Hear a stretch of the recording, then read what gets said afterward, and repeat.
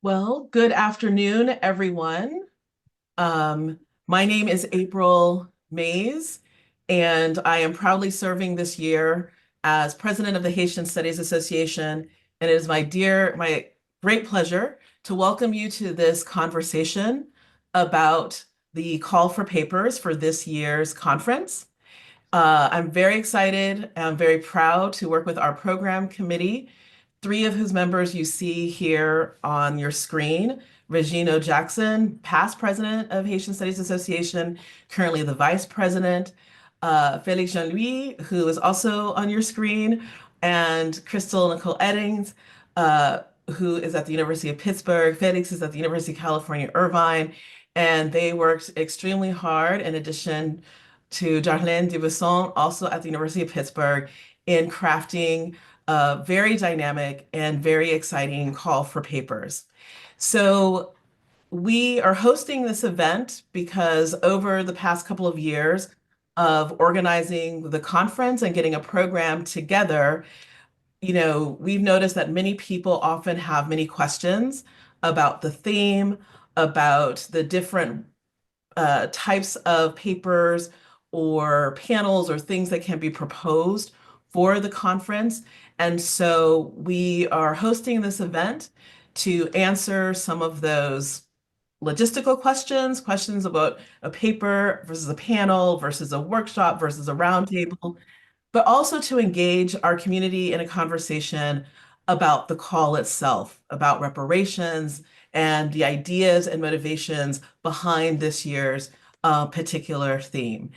And one motivation, quite frankly, is that it is 2025. And so we are 200 years from that very auspicious occasion in which the indemnity began to get paid in 1825. And so that is a huge motivation here, is to reflect on those 200 years hence. And so now I will again welcome you. We do have interpretation, but I will pass this along to our next presenter who will explain how this interpretation will work and how we'll go on with our conversation today.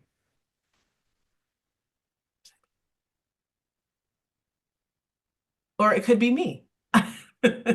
Yes? Okay. So we do have simultaneous interpretation available. For English, go ahead and stay on your original audio. And for Creole, please click on interpretation, and choose HT Haitian Creole. And you can see here on your screen the options, and that will take you to our simultaneous interpretation. So I'm going to pause for 45 seconds to make sure that all those who will need interpretation have clicked, and if there's any help that you need, please let us know.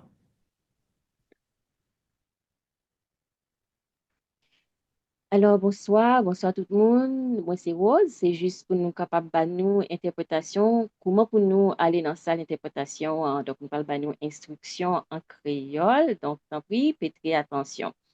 Alors, si nous utilisé un ordinateur, comme nous souhaitons, et président Apple Mays se dit, nous avons un petit globe terrestre, cliquez sur lui pour nous capable de joindre créole haïtien. Et puis, nous entrer dans la salle là, nous allons choisir pour nous couper son original là, pour nous donner seulement interprète là.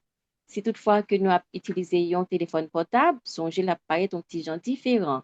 Nous avons trois petits points qui côté qui écrit soit more ou bien plus.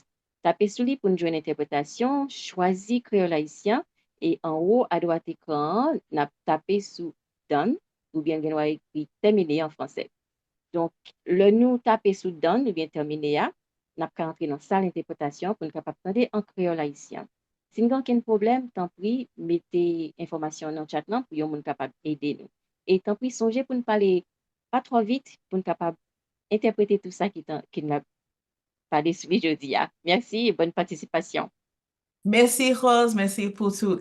Yes, if you have any questions, and it seems that people have shifted over. Okay, program committee, take it away. Thank you so much, April. Hello, everyone. My name is Regine Jackson. I serve as the Vice President of the Haitian Studies Association, and I'm also serving as the co-chair of the program committee. So as our fearless President, Mays, mentioned, this is really our way to mark the bicentennial of the 1825 indemnity. And so our call for proposals for papers this year is looking for presentations in various forms that consider the interconnected themes of restitution and reparation. And so we are really inviting all of our members to engage in this call for reparative justice for plantation slavery and all its legacies, including restitution for payments that France demanded in exchange for recognition of Haitian sovereignty. The conference, which we will be convening in October at the University of Pittsburgh, will feature presentations that address historical actions and manifestations of these colonial relations today.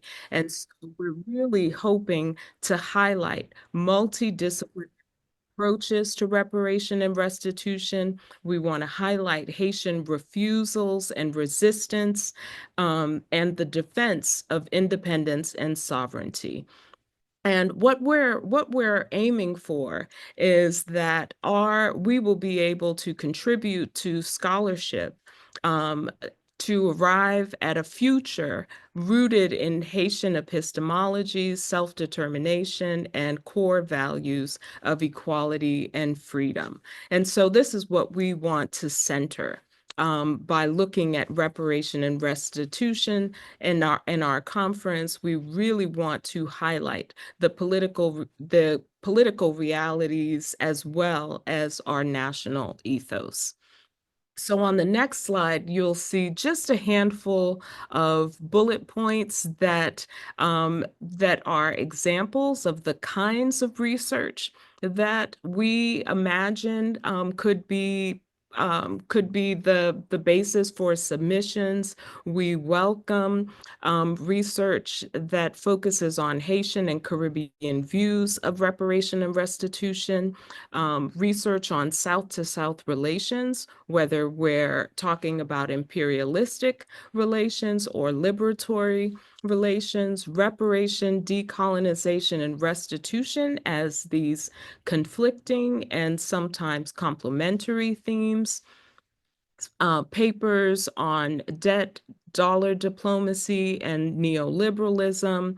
We're also interested, as we have been in previous conferences, on the role of language, but this time in arguing and advocating for reparations, and really thinking about these diverse frameworks for understanding repair. They can be feminist, artistic, historical, however they may be framed. Also listed here are limitations of reparative approaches, given the ongoing harm that's taking place, but also submissions that focus on restoring Haitian lifestyles and promoting sustainability. And so all of these are just a handful of the kinds of presentations that we would love to see. I want to turn it over now to my partners in crime on the program committee and also on the Emerging Scholars Committee to help us unpack some of these and talk about even more types of submissions and research that might be possible. Felix? Hi, everybody. Thank you, Regine, for the lead partner in crime for setting me up for this. And so I just want to, I guess at this point, take any questions to see how everybody feels. But I just want to once again point to this list, and I think the call has this sort of appeal to historians and maybe political economists. And one of the reasons why we're deciding to have sort of this event is to to make everybody else sort of feel welcome in this call. It's not about 1825. It's not about 1915. It's about Haiti, right? What is going on today in Haiti, what you have been studying about Haitians in their lives, and even in the way the diaspora, lives their lives. This is all encompassed in this call for papers. And I wanted to reiterate what Regine said and just to make it clear again. So if anybody has any questions or wants to chime in on anything.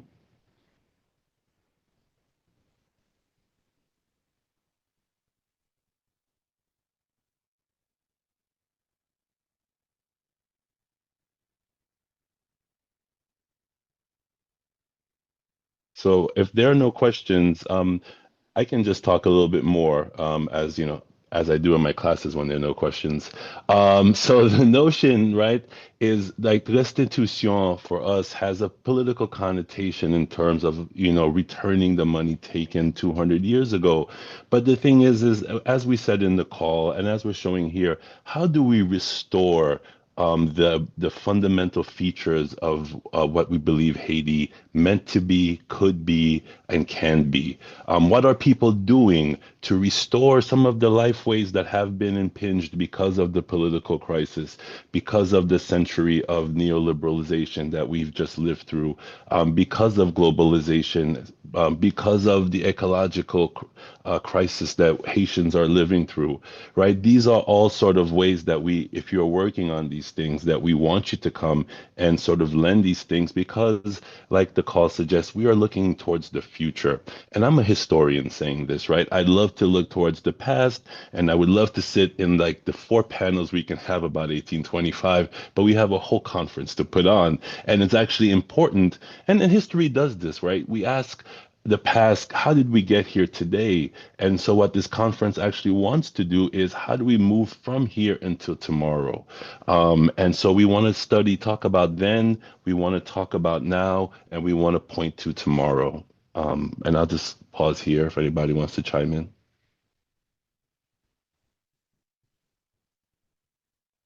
Hi, Jose.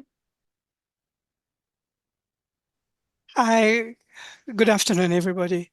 I just want to make a comment. I don't know, I did not submit any paper for this conference, and I don't know if I will be able to attend. But there are things, well, I would say that I am at the heart, the place that is at the heart of the discussion about reparation, because the idea, the person who really carried out the project of reparation was from the University of the West Indies and Professor Hilary Beckel. So the debate, while I consider that the debate is relevant, there are things concerning Haiti that make me pause, and I would like us to reflect more in depth about what are the implications of requesting reparation or restitution.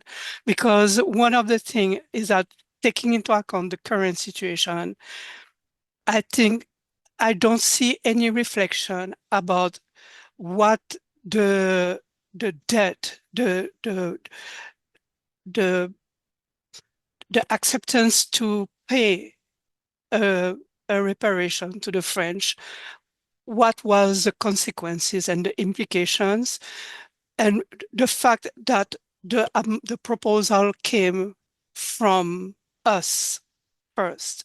And then, in addition, the people who really paid the money were neglected. And I would like to see, at the same time that we are claiming for reparation, I would like to see an effort to reconsider what should be done to repair or restitute to the people that really paid the amount of the reparation, the money, what we called the money that was paid to the French, the indemnity. Because if we don't this payment of the debt led to the fact that the state neglected its duty to try to improve the conditions of the people. There were heavily, the peasantry was heavily taxed and with no infrastructure put in place. So I would like to have from within Haiti, first, a reparation towards those who were dispossessed, and then we could claim for the restitution of the money. And if I could add, I think that the current situation that we are living now in Haiti, it is, if you think about it, even though the time has changed and it is far more violent, but I think it is the same thing that has been repeated again and again from after the independence to date. And it is just now for us who are witnessing that, it is something that is frightening, but it is something that our ancestors lived, and it is something that should make us reconsider and rethink about what is the function of the state and what is what I would call the duty of the state towards the people. So that's, I don't know if I make sense, but this is No, how I think. you do make sense, Marie-José. I think somebody was going to come on, but if I have a second, I want to say like this is an excellent topic for a paper that we should have at this event. And I would love to. Listening to you talk, I want to have this conversation. And these are definitely part of the conversations that we want to have at this conference. And I don't have those answers, we should talk about it. But Marie-José, you do us a great service because I'm looking at your record, right? And you have an article that you published called Vodou in Haitian Memory, right? And I just want to say, just to kind of put this side by side with what all that you just said. Sorry, rectification. It is not, it was a review of Okay. a book, a collective book. It was a review, just a review. Okay, no, that's fine. That's fine. There's no need to take credit for the things. But I want to say that just to say that the argument you just made could sit side by side with a paper in this conference about Vodou and Haitian memory. Because just like you were saying, these Haitians that gained their independence, that fought for their independence, lived 200 years since, 225 years, 21 years since, and Vodou has held them up, right? And so when people are reconstituting their African lives in the land that we call Haiti, we want to hear about those things as well. So yeah, Marie-José, thank you for giving us the opportunity just to give you an example of multiple ways that people Okay. can sort of approach this. Thank you. And now Okay, can I my abuse and and add it's a little thing? It it's a is just plaisir, not that an abuse. no, because what happened is that from conversation, and I think I should salute Alex Dupuis and the memory of Michel Wolf-Trouillot, is that I have been part of discussion where people were saying that the Haitian, let's say, now we call them oligarch, okay? So but there is a part of Haitian, they always complain that, Haitians who had the means, the privileged Haitians did not invest in the development of the country. And very often in the discussion, people would give the example of the Dominican Republic. But when I think about the way that the state acted and all the attempt to overthrow governments and how it took place in the country, I think, and when I look at what is happening today, where I witness the destruction of the Haitian economy by Haitians, I think that it is the reason why we don't have a strong economic structure reliable economic structure in the country. So and this I will.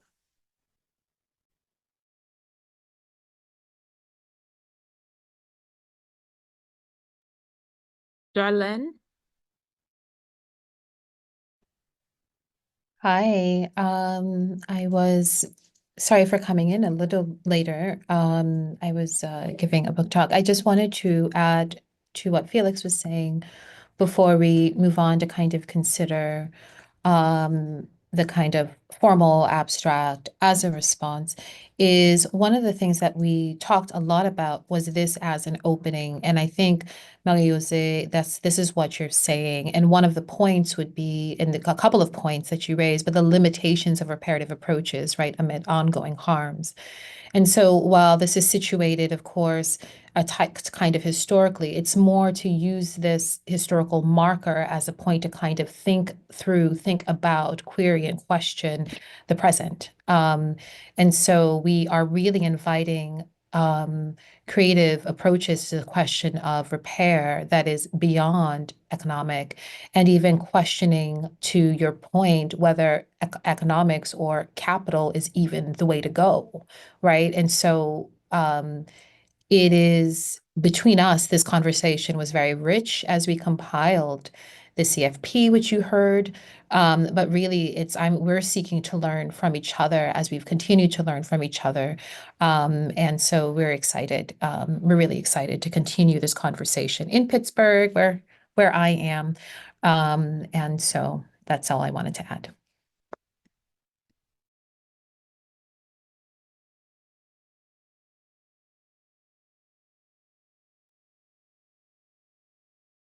So we're going to keep it going, and we welcome questions in the chat. We welcome, like Maisha said, to raise your hand and unmute your mic to ask your question.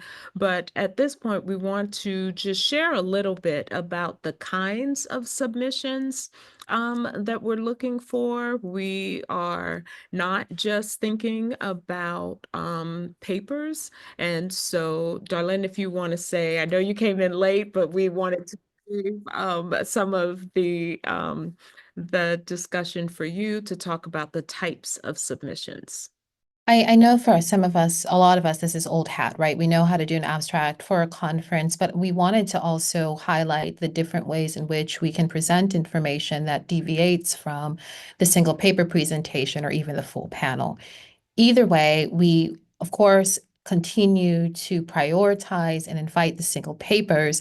And sometimes, and I just want to put this out in the space, sometimes there is a question about how are you compiling my paper with someone else's paper and naming it what you're naming it. And sometimes it seems arbitrary. I want to just share that what we do is we go off of what the key themes of your abstract is. So be sure if the key themes of your abstract, your keywords are at the forefront so that we can pair you with others who are thinking around these issues. And another kind of thing to remember that's individual papers they are paper presentations of no more than 15 minutes. So one of the things that we help you to think with is make sure that your word count itself, if you're writing the paper, is within the 15-minute time frame, so that we can have the full complement of the panel. We know what full panels are. These are the ones you're compiling yourself. In some years, the full panels, people compile a full panel, but they don't designate the chair or the discussant. And then we call on our senior scholars, we call on those who volunteer to be chairs and discussants. Sometimes it's really generative, but sometimes we think it is maybe perhaps better for you if you have a chair and a discussant so that they could have seen the papers beforehand and it's more streamlined. So we really encourage those who are submitting full panels, designate your chair and your discussant. Thematic roundtables are about open discussion. Sometimes with the thematic roundtables, what we're getting, it seems, is like a longer, it's like a panel discussion is said it's a roundtable. And the difference between the panel discussion is that it's centered around maybe a thesis, a theme where people are coming at it differently. For the thematic roundtables, it's centered around questions. So it's sets of questions that folks are responding to. The workshops deviate from the first three in that it is a skill-based workshop. So a workshop is where you say, I'm bringing people together for these 45 minutes, and what I would like to do in this workshop is encourage individuals to embody play. And so we're going to do these things. And after they're done with the workshop, they're going to have new techniques for embodying play, or new techniques for writing an op-ed. So the workshop is, if you're calling it a workshop, people come to the expectation that they're going to leave with new skills, not simply, or new skills and new knowledge. One of the newer features, and I really want to highlight this for us, is the short film video presentations. This is different than sometimes we have feature documentaries. This allows you to create, for lack of a better term, a trailer of a longer documentary, or to showcase a short piece. And you might also want to think about what you present if you want to have time around discussion.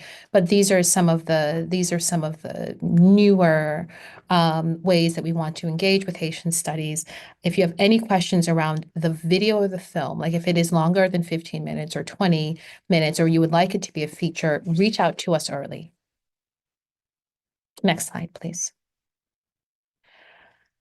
This is more geared towards our junior scholars. We have senior scholars in the room who can, do this quite simply. We write abstracts all the time. I wanted to present this to us for us to remember that a conference abstract is different from the abstract of an article or book. And we just wanted to remind those present that the conference abstract is itself an abstract of the presentation. It's not an abstract necessarily of the research. It should be an abstract of what you will show, what you will present. And if you're presenting on a piece of research, keeping in mind that perhaps you can't do the entire thing, but what can you present within a 15-minute time frame? Any questions about that part? We can move on. I want us to leave time for the more substantive aspects. This is on the HSA web page, and I put it here. We put it here it's there. We understand the limits, the word limits for the abstracts. But one of the things we really want to emphasize for folks is that the abstract then becomes included as part of the program, part of the ways that we're advertising the work, and it's also part of how we assess it. So remember, again, this is old hat, but remember to include your title. And that you are showcasing. So the more you can give us in concrete terms, the better we can create a program that is generative for everybody that's attending. The program committee, so I'm part of the program committee and part of the local committee, and our task is to be able to have a generative conference. So give us concretely what you plan to present so that we can group the panels accordingly.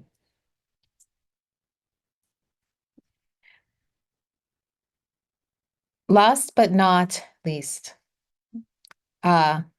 oftentimes we don't remember to remove our names from the abstracts or our university affiliations. And for our colleagues, particularly in other contexts, whether it is Haiti or Europe and other places, there might be a different practice where we have our information in the header. And we want to remove that so that this can be anonymized, meaning that we are not giving priority slots. Not to say that we would or that we are, but so the perception is not, we're not giving priority slots or primary places to folks that we know. It's not a munpa. So definitely remove your information. And we ensure that when people are reviewing it, they don't know whose it is. You were going to jump in, Regine. Thank you so much, Darlene. So this is where we want to shift our focus a bit to thinking about some of the questions you might consider while you're writing your abstract.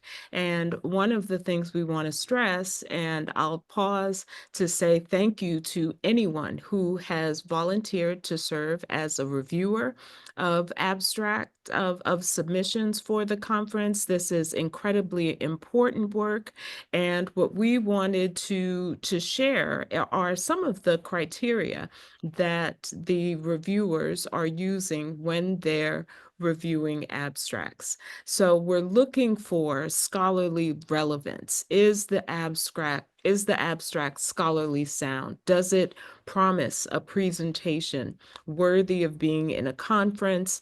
Is it written clearly? Is the methodology clear? Is what the submitter proposing to do in their 15-minute presentation viable?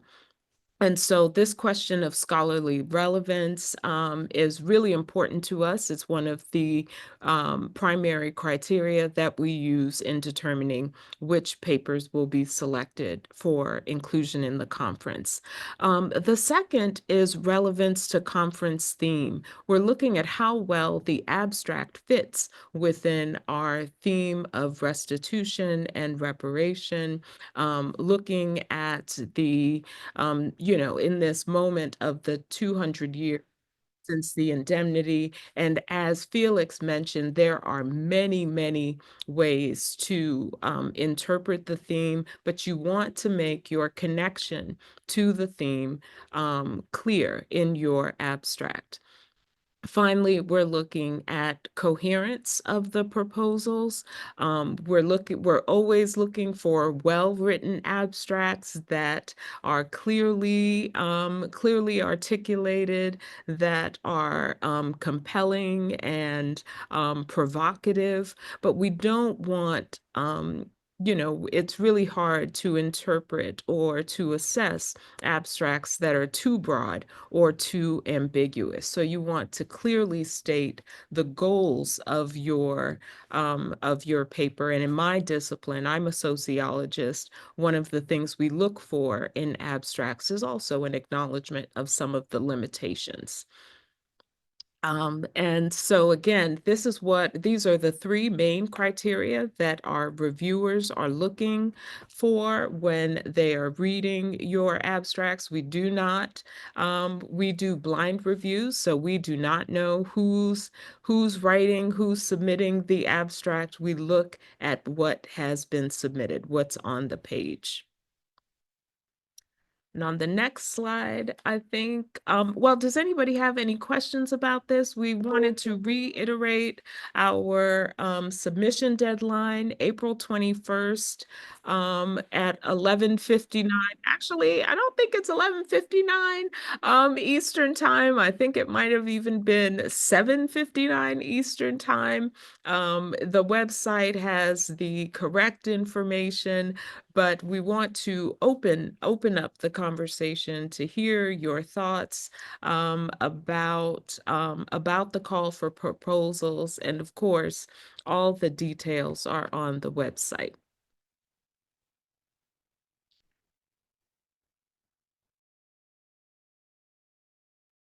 Mao?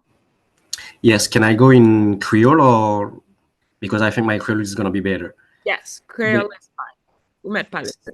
Donc, si je bien comprendre, et il préférable pour, pas préférable, non, plus encouragé pour soumettre et paper. Au lieu, par exemple, c'est d'avoir un table ronde ou bien c'est d'avoir un panel, genre de belles. Ça, c'est son premier partie dans la question. Après ça, deuxième partie, par exemple, moi-même, l'idée que tu as gagnée, c'était proposer une table ronde. Donc, dans la table ronde, il faut que question est formulée clairement dans le résumé. Comme des Regine, questions pour lancer discussion. Would you like to take it or should I? So we encourage all types of submissions. Si c'est papier, table rond, all types of submissions. One of the things I wanted to emphasize is that if you're going to do a panel or roundtable, un bagay ki complet, it's important to have a discussant or to choose a discussant. Est-ce que ça fait sens? Yes, oui, si, il Oui, fait oui. sens, il fait sens.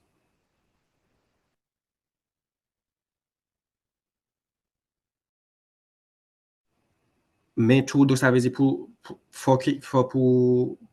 roundtable, il faut question yo clairement écrit dans, OK. Pourquoi dire Parce que, oui, question yo clairement écrit, mais bagay yo ka changé.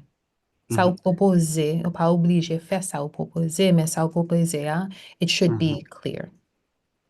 ouais, parce que dans l'exercice pour écrire et premier travail, déjà commencé à travailler, je pas écrit question yo même te dire ça poser telle question comme ça même pas clairement c'est pas de point d'interrogation non par exemple pour dire OK question 1 question 2 je pas écrit comme ça donc c'est ça te bon mon petit stress et puis me dire est-ce que je obligé de retourner pour vraiment écrire pour mon ouais question yo ou bien juste Non, pas quitter quand besoin de même mettre général 1, 2, 3, 4, 5, mais nous besoin connaître ça, c'est une question sur un sujet clair, qui est clair pour nous.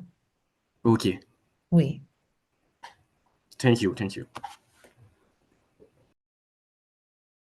And to build off of that, really, when we're thinking about the roundtable submissions, this is really an opportunity for the kind of submissions, the kinds of sessions where people are not presenting completely finished work, right? These are they're structured conversations, but they're open conversations. So we're not looking for a collection of individual papers. Like Darlene has been stressing, they're centered around a specific topic or a set of questions. And instead of discrete paper titles for your roundtable submissions, you're really identifying what are the questions that are going to be used to lead the discussion. And these are extremely formative sessions. They allow for the kind of brainstorming and thinking through complex questions and problems that we really want to do at a conference like this.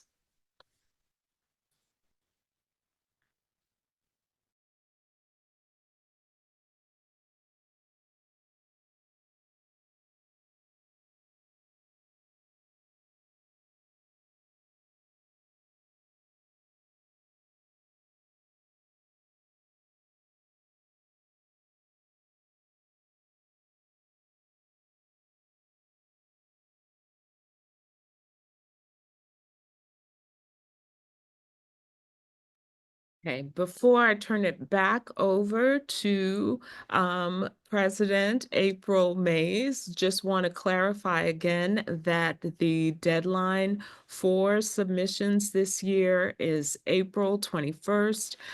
We have a slightly earlier deadline than we have had in the past. That is because we're committed to doing our work as a program committee, as a conference planning committee, to send the acceptances out as early as possible in the summer. We want to encourage you to reach out to the program co-chairs or anyone on the program committee if you have questions prior to the deadline.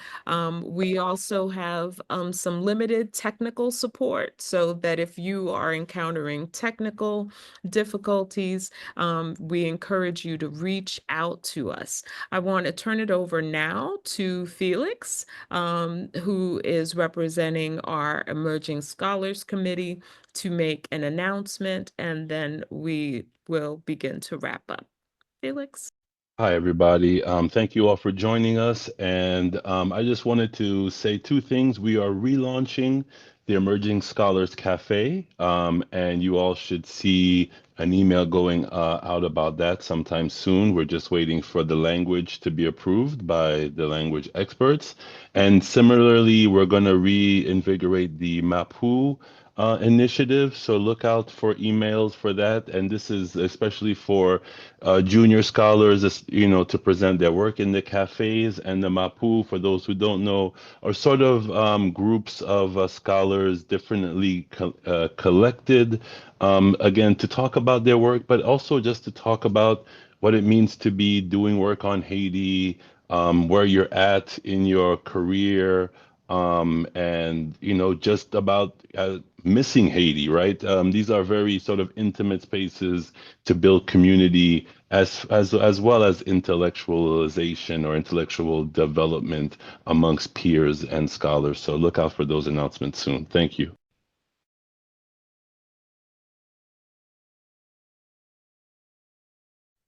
Okay, thank you very much. There's an important question I saw in the chat. Is it too late to volunteer as a reviewer? It is never too late, except in October. We welcome you to volunteer as a reviewer. And I would ask, I don't know, Julio or Irene, is there a link that we might be able to share in the chat?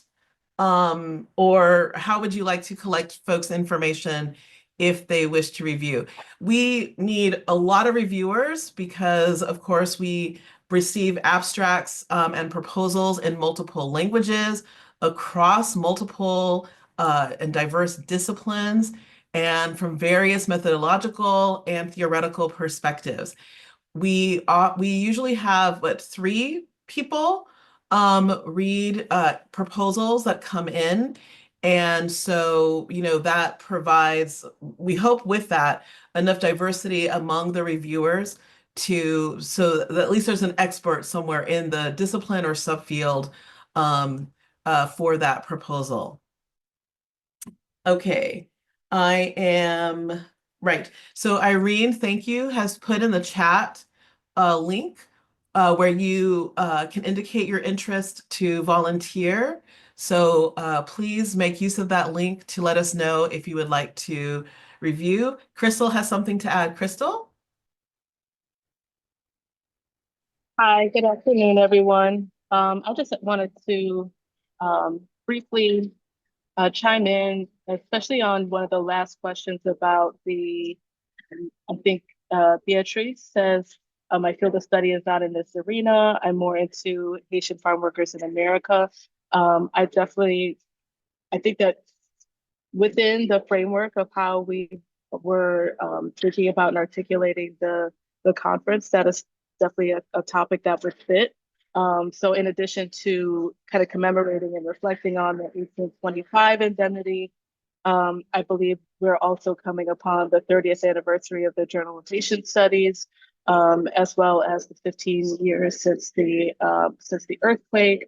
And so all of these things combined are kind of urging us toward thinking about restitution and reparation of the past, the deep past, as well as the more recent past, as well as thinking about how, especially with the work of the Journal of the Journal of Haitian Studies, how it is situated to ground us epistemologically within this work, as well as the fact that it's also kind of closely connected to the Black Studies unit at UC Santa Barbara, if I'm not mistaken. So thinking about connection across populations, across the diaspora in the US and in Haiti. And I believe, and Darlene may want to fill this in a little bit more, but there's conversation and interest that we're having around trying to kind of connect some of these ideas around restitution and reparation to Haitian descendant communities here in the US and in the Pittsburgh area in particular. So thinking about that kind of solidarity work will be a part of the conference, will be structured into the conference, we're hoping. So I definitely would encourage you, Beatrice, to continue to express interest and try to participate if you can. Thank you very much. Yes, thank you, Beatrice. Thank you, Evans. Thank you, Christina, for your participation and your questions. This is exactly what we want to hear from you and how we wish to help all of our members or those interested submit the very best proposal that they can for what we think will be an absolutely extraordinary conference. Well, every conference is absolutely extraordinary. But I will also add that one of the things I've most appreciated about HSA in my own professional development is that we are very much about that. We are building, creating communities, intellectual communities, communities of solidarity, communities that think deeply, intentionally, and critically about Haiti, Haitians, Haiti in the world, and all the ways that Haiti connects across the Americas and across the globe, and the different ways that we can approach those questions and their meanings.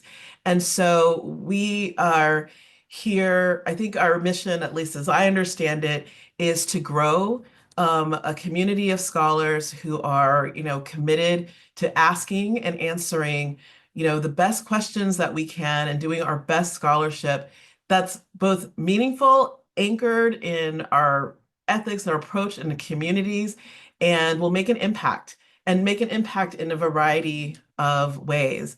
I also will add, Irene added to the chat as well, we welcome proposals, workshops, roundtables that think about the question of repair and healing, not just at these sort of supranational or even national levels, but interpersonally, with relating to the environment as well, familial relations, community relations. There's so many ways and so many avenues, ways of approaching this and venues to connect these questions. So we're really excited that Pittsburgh will be an opportunity to do this extraordinary work.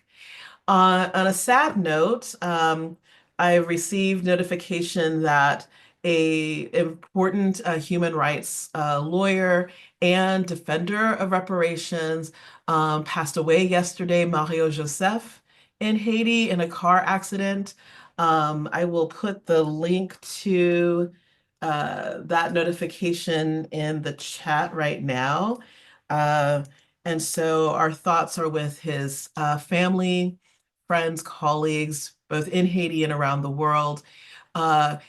This just, in my mind, emphasizes the urgency of the questions that we're asking, and also the solutions and the pathways forward that we can propose as a result of our coming together as a community of scholars, creators, activists, dancers, movements, all of us, spiritual leaders as well, to think through these intersecting and complicated subjects carefully, critically, and in community. So our thoughts are with Mario Joseph and his community right now. Our thoughts are with you. I know this is a very difficult time for many of us in higher education. And quite frankly, one of the reasons why I'm late is because my institution has received not quite a subpoena from a House committee to basically snitch on our students, if I can say it so abruptly. And I've been in meetings about that. We are in difficult times, but quite frankly, for people of African descent around the world, when isn't it difficult? Just right. So, but the way we get through this is together. I believe that. And so we all look forward to receiving your abstracts, your proposals. If you have any questions, please do not hesitate to reach out to anyone on the program committee, any one of us on the board. I want to thank the program committee for their absolute tremendous work. I know we have accelerated the timeline, but that is to provide you with better opportunity to make your plans, to attend the conference, and also to help our board do all of the work that it needs to do to make the conference happen. And there's a lot of work that goes into it. And the more time we have, the better experience that we can offer you, members of HSA. Once again, the call for proposals is in the chat at the bottom. Thank you, Irene. And if you have any questions, do not hesitate to reach out to us. We're here to assist, and we're here to provide a dynamic conference for you all. Thank you so very much for joining us, and we look forward to seeing you in October. Take care.